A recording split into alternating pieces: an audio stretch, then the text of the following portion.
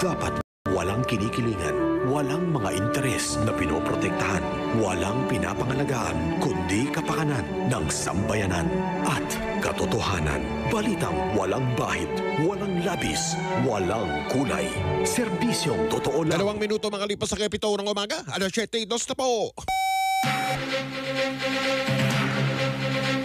Handog sa inyo ng GMA at RGMA Network Incorporated sa lahat ng dako ng Pilipinas, sa Luzon, Visayas, Mindanao. Live ngayong umaga, ito ang Super Balita sa Umaga Nationwide. Nag-uulat live mula sa Super Radio DZBB.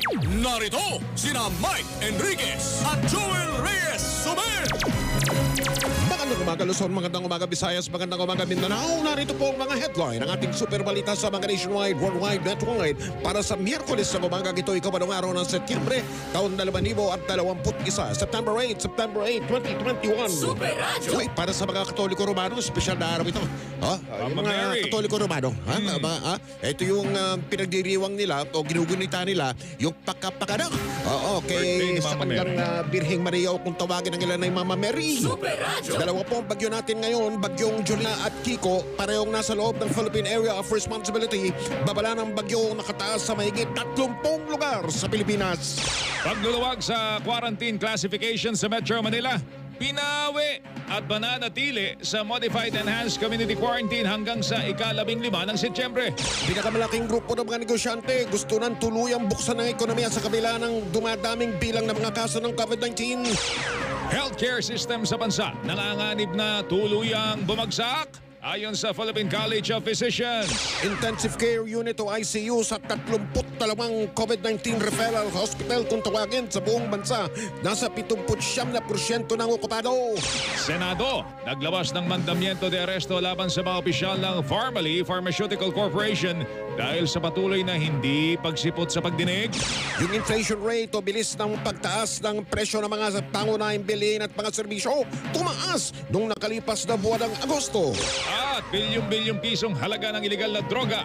Nasabat malaki yan. Nasabat na mga otoridad. Yes. Napakalaki yan. Sa magkakaiwalay na operasyon sa Zambales at Bataan. Ito ang Super Balita sa Umaga Nationwide. Super Radio DZBB. Bantay Bagyo. Dalawa po ang bagyo natin ngayon sa loob ng Philippine Area of Responsibility, lalo na dyan, partikular na po ang mga bagyong Jolina at bagyong Kiko. Jolina yung isa naman Kiko. Ang bagyong Jolina muna, huling namataan sa karagatan sakop ng bayan ng Buwak sa Marinduque. Taglay ng bagyong Jolina ang pinakamalakas na hangin na 100 kilometro bawat oras malapit sa gitna at may pagbukso ng hangin na 150 kilometro bawat oras. Malakas-lakas po ito.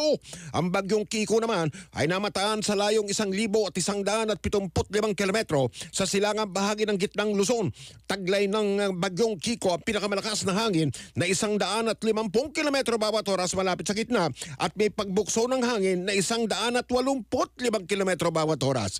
Dulot ng bagyong Jolina, nakataas ngayon ang babala ng bagyo bilang 2, number 2. Dito po sa Kalakhang, Maynila, Batangas, Cavite, Laguna, Rizal, hilagang bahagi ng Romblon, Marinduque, hilaga at gitnang bahagi ng Oriental Mindoro, hilaga at gitnang bahagi ng Occidental Mindoro, isla ng Lubang, gitna at katimugang bahagi ng lalawigan ng Quezon, katimugang bahagi ng lalawigan ng Bulacan, Pampanga, Bataan, Zambales at Tarlac. Nakataas naman ang babala ng bagyo bilang 1, dulot ng bagyong Jolina. Dito po sa La Union, katimugang bahagi ng Benguet, katimugang bahagi ng Nueva Vizcaya, katimugang bahagi ng Aurora, Pangasinan, Nueva Ecija, nalalabing bahagi ng Bulacan, nalalabing bahagi ng lalawigan ng Quezon, isla ng Pulillo, Camarines Norte, kanlurang bahagi ng Camarines Sur, kanlurang bahagi ng Albay, kanluran o hilagang kanlurang bahagi ng Masbate, isla ng Burias, nalalabing bahagi ng Romblon, nalalabing bahagi ng Oriental Mindoro,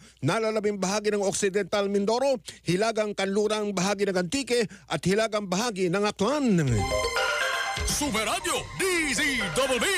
Bantay Bagyo.